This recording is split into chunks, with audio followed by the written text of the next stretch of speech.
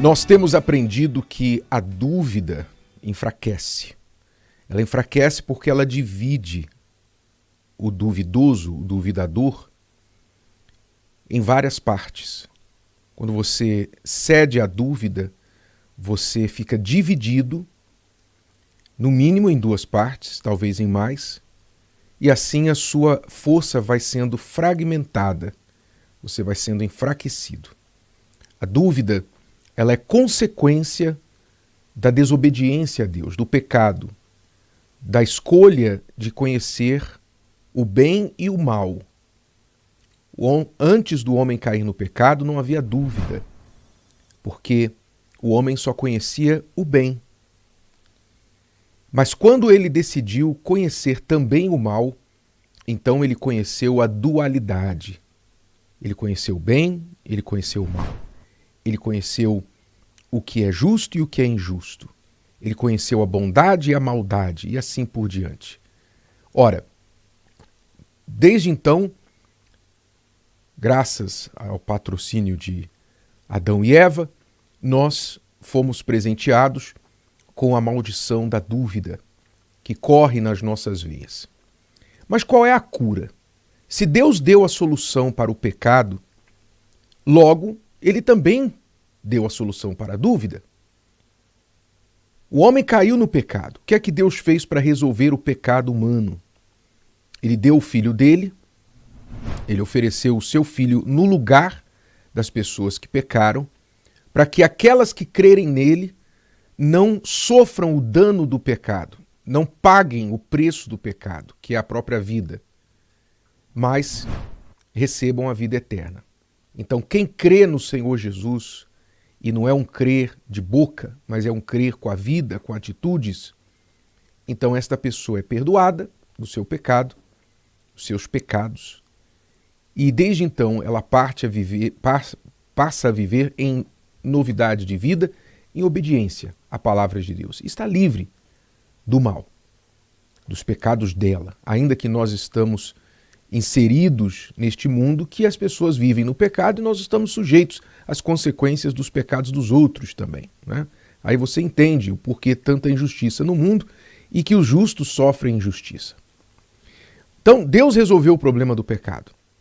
E se foi o pecado que gerou a dúvida, logo, quando você resolve o problema do pecado, você também pode resolver o problema da dúvida.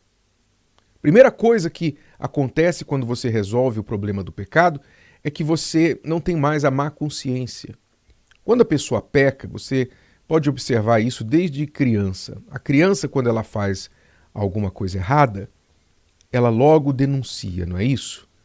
Ela denuncia logo com o seu rosto, com a sua voz, com a sua linguagem corporal, a sua forma de agir. Já mente sem nem saber falar direito, ela já mente, não é isso? Prova de que o pecado está no sangue do ser humano. A criança já mente, ela quebrou o vaso, mas ela fala que foi o irmão. Né? Não, foi o irmão.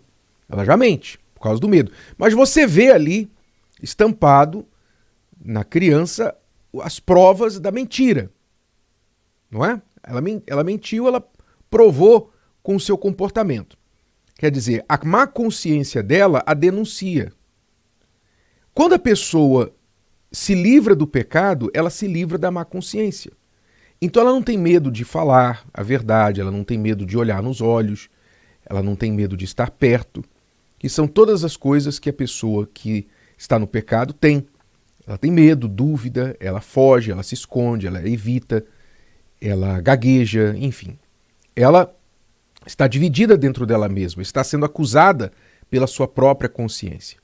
Quando a pessoa se livra do pecado, ela já não tem mais esse problema. Então, as dúvidas que são oriundas do pecado já são resolvidas ali. Por que eu vou ficar com dúvida se eu não estou em dívida? Certo? Por que ficar com dúvida se eu não estou com dívida? Eu não devo nada. Estou livre.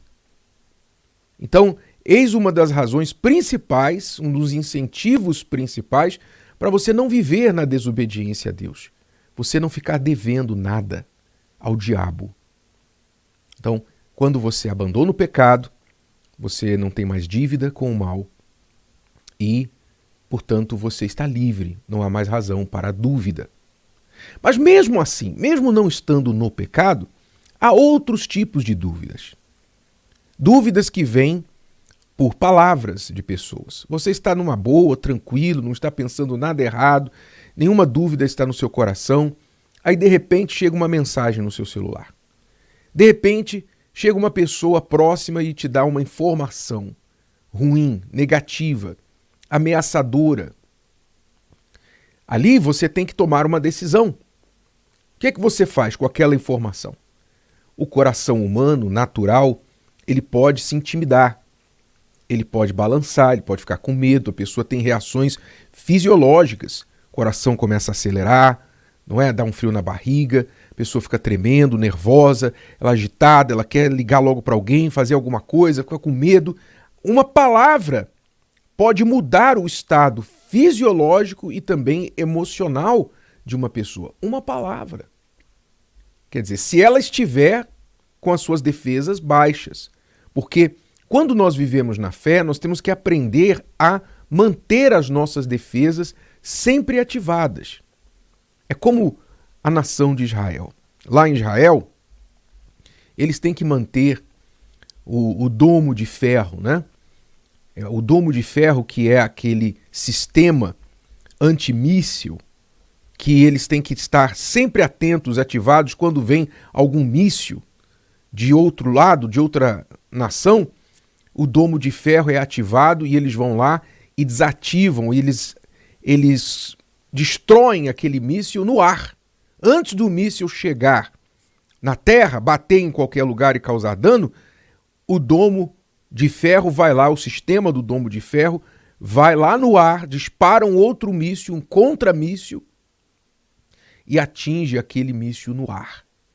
E não fica nenhum dano na terra. Assim como aquele sistema antimíssil que existe lá em Israel, que tem que estar ligado o tempo todo. O tempo todo. Porque senão a existência de Israel está comprometida. Da mesma forma, nós temos que ter também um sistema antidúvida. Um sistema antidúvida, constantemente ligado. Os ouvidos apurados para toda palavra de dúvida que chega até nós. Uma palavra de alguém, seja de uma pessoa próxima, seja de um estranho, seja de uma notícia, uma mensagem, uma notificação, ou seja da nossa própria cabeça. Às vezes vem um pensamento, entre aspas, do nada, não é? Vem um pensamento do nada, vem um sopro infernal falando alguma coisa negativa. E se isso? E se aquilo? Vem um pensamento acusatório. Olha, Deus não está com você, Deus não vai te perdoar. Ih, ó, você pecou, você pensou isso, você pensou aquilo, você pecou, Deus não está com você. Preste atenção, preste muita atenção no que eu vou lhe falar. Você sofre acusações? Você sofre acusações na sua mente? Acusações infundadas, você não tem feito nada de errado, mas vem aquele bombardeio de acusações na sua cabeça? Saiba que o diabo está vivo. É ele que está fazendo isso. São palavras dele que estão vindo contra você. E você está sendo alvo dele. Graças a Deus. Graças a Deus, porque o diabo não ataca aqueles que já são dele. Se ele está te atacando, é porque você é de Deus. Porque os que já são dele estão nas garras dele. Mas se você está sendo atacado por Satanás, graças a Deus, porque você é de Deus. Ele está tentando mudar isso. Mas o que é que você tem que fazer? Ative o seu sistema antidúvida. E repreenda essa dúvida antes dela entrar no seu coração, antes dela cair na terra do seu coração. Você diz, está amarrado. Você faz uso da palavra de Deus. Pois a certeza, o antídoto para a dúvida é a palavra. Porque a dúvida é também uma palavra, mas você pode apegar-se a ela, a palavra de dúvida, ou você pode apegar-se à palavra de Deus. A palavra de dúvida, você sabe de onde ela vem. Ela tem uma origem, ela tem uma fonte, que é o diabo, Satanás. Por que você se apegaria a ela? Se o diabo e Jesus estivessem lado a lado na sua frente, você abraçaria quem? Me diga. Se o diabo e Jesus estivessem à sua frente, você abraçaria quem? Ah, bispo, eu abraçaria Jesus. Pois é, mas quando você abraça a dúvida, você abraça o diabo. Quando você aceita a dúvida, você abraça o diabo. Rejeite o diabo, rejeite a dúvida. Abrace a palavra de Deus. Abrace a palavra do Senhor Jesus. Olha, Jesus, apesar dessa palavra de dúvida estar vindo contra mim, apesar de eu estar ouvindo isso, ouvindo aquilo, pensando isso, pensando aquilo, eu ouço, eu escolho ouvir a tua voz. Eu descanso na tua palavra. Eu descanso na tua promessa. Pois é por ela que eu vivo. É ela que eu procuro praticar. É nela que eu creio. E nela eu estou guardado. Tome essa decisão. E você vai ver que essas dúvidas vão explodir no ar e vão desaparecer. Mas depois vão vir de novo. E isso vai acontecer até o fim da vida.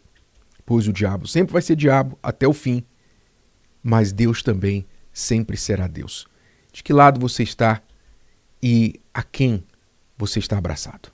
Se o vídeo de hoje te ajudou, você conhece alguém que vai ser ajudado por essa mensagem, passe adiante. E se você ainda não inscreveu aqui no canal, inscreva-se agora. Até a próxima.